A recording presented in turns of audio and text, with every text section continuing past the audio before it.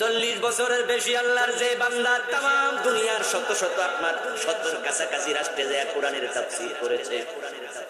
বাংলাদেশে যাকে সবাই এক ডাকে কোরআনের ময়না বলে, কোরআনের পাখি, কোরআনের মুফাসসির। এই যে তাফসীর মাহফিল নামক এই ব্যানারে প্যান্ডেলে সুন্দর করে পিছনে টাকানো ব্যানারে এখানে পোস্টারে লিফলেটে দেখেন তাফসীরুল কোরআন মাহফিল। এই জিনিসটা চালু করছেন যে ভদ্রলোক, যার মাহফিল শোনার জন্য মানুষ দল মত ভুলে যেত, সরাসরি আল্লাহর কোরআন হাতে নিয়ে উনি বিষয় ভিত্তিক তাফসীর শুরু করে দিলেন। ওই কোরআনের আকর্ষণে তাফসীরের ময়দানে লাখ লাখ মানুষ জড়ো হয়ে যেত। মানুষ দল চিনত না, মত চিনত না, তার প্রতিটা মাহফিলে 2 জন 5 জন 10 জন মুসলমান হয়ে যেত।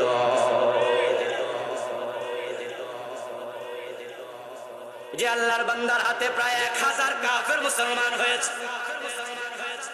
এই 10-12 বছর তিনি যদি বাহিরে থাকতেন, তাফসীর মাহফিল করতে পারতেন, এখন আর 1000 মুসলমান হয়ে। বরং এখন তো ইন্টারনেটের যুগ, ইউটিউবের যুগ, ফেসবুকের যুগ। উনার এক একটা ওয়াজ কোটি কোটি ভিউ হয়ে যেত। অমুসলিমদের কানে কোরআনের দাওয়াত পৌঁছে যেত। ওই ভারতে বসে হিন্দুরা কোরআনের তাফসীর শুনতো। আল্লাহ তার বান্দা